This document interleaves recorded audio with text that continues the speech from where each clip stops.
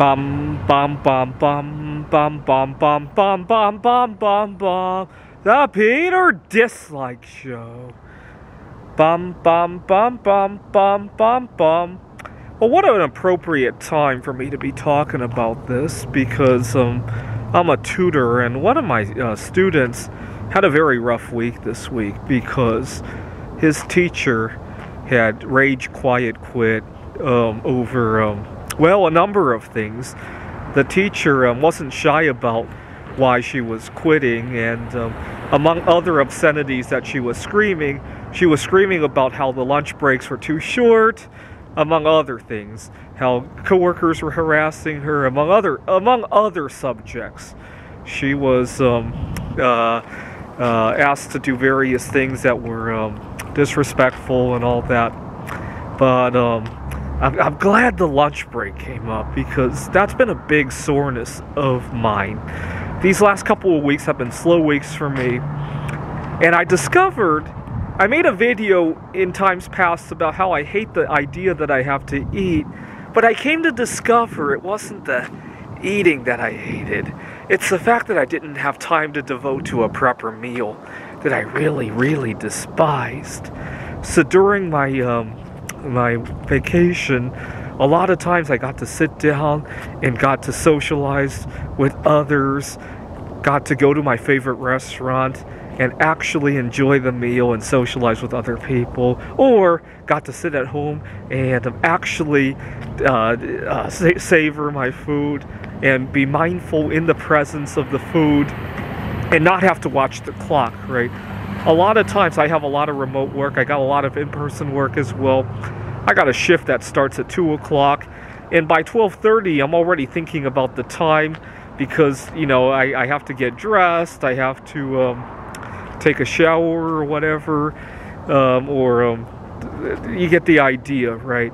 And when I get to not think about that, when I get to forget about the clock and actually eat, I actually find I really enjoy that.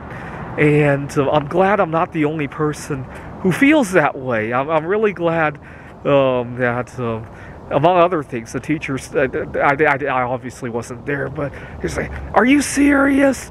You know, coworkers harassing me, and we only get 20 minutes for lunch, and this and that," and she stormed out of there. I'm so glad somebody was the voice for me. I'm too shy to say any of that. Now, there is another thing about eating that I really despise, and that's the politics of food choices.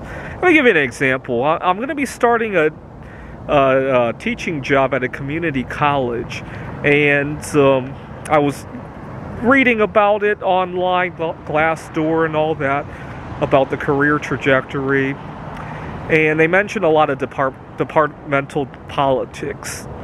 And I can tell you that a lot of times when you're eating with your coworkers and you have to bring up dietary restrictions, that puts an instant dampen on your politics.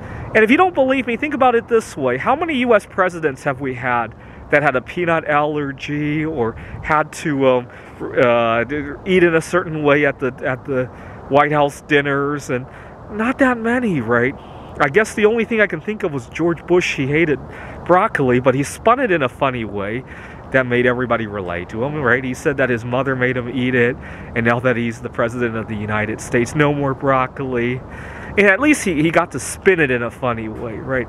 There's no way to spin the idea. See, the reason I eat the way I do is because I'm a high-functioning autistic. You would not want to be around me if I were eating a standard American diet.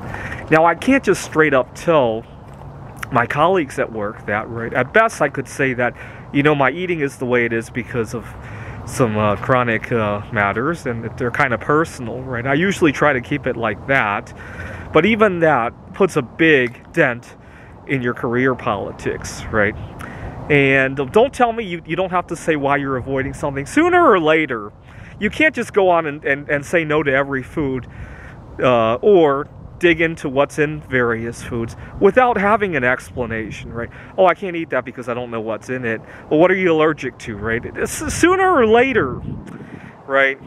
And I wish See, most people, especially the people who are going to be working at a community college, have the good sense of not telling you, hey, I take high blood pressure medication, and maybe you should ask your doctor if you should take that, right? Most people have the good sense to not say that, right?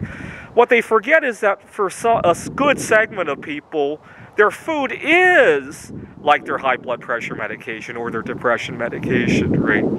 Or their lack thereof is their medication, right? And so unfortunately, food and workplace politics really have it has no place being in the workplace politics, right? Just like your marital status, your religion, and all that, right? Food choices ought to be similar to that, right? This is the Peter Dislike Show.